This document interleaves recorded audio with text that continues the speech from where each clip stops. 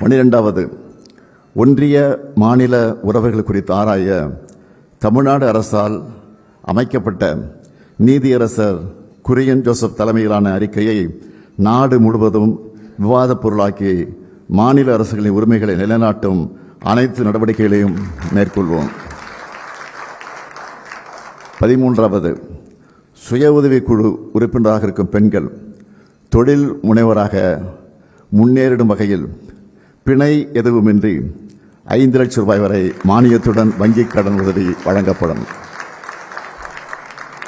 14வது, பேரிடர்கால இழப்பீடுகளாக இரவை பாசன பயிர்கள் மற்றும் நெல் பயிர்களுக்கு ஹெக்டேர் ஒன்றுக்கு 25,000 ரூபாயாகவும் நீண்டகால பயிர்களுக்கு 27,000 ரூபாயாகவும் மானாவாரி பயிர்களுக்கு 12,000 ரூபாயாகவும் உயர்த்தி வழங்கப்படும்.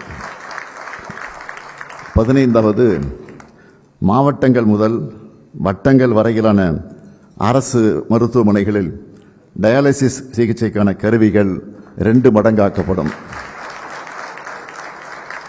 16வது, அரசு ஊழியர்கள் ஆசிரியர்களுக்காக அறிவிக்கப்பட்ட தமிழ்நாடு உறுதியளிக்கப்பட்ட ஓய்வூதிய திட்டம் சிறப்பாக செயல்படுத்தப்படும். 17வது, ஒன்றிய அரசின் 8வது ஊதியக்குழு அறிக்கையை ஒன்றிய அரசு செயல்படுத்தியதும் அதனை மாநில அரசு ஊழியர்கள் ஆசிரியர்களுக்கு செயல்படுத்த குழு அமைக்கப்படும். 18வது, அரசு அமைப்புகளில் ஏற்படும் 1,50,000 காலி பணியிடங்கள் கால தாமதமின்றி நிரப்பப்படும். 19வது, அரசு அலுவலர்கள் மற்றும் ஆசிரியர்களுக்கான பதவி உயர்வுகள் உரிய நேரத்தில் கிடைக்க நடவடிக்கை எடுக்கப்படும். 20வது, உயர்கல்வி பயிலும் 35 லட்சம் மாணவர்களுக்கு 5 ஆண்டுகளுக்குள் மடிக்கணினி வழங்கப்படும்.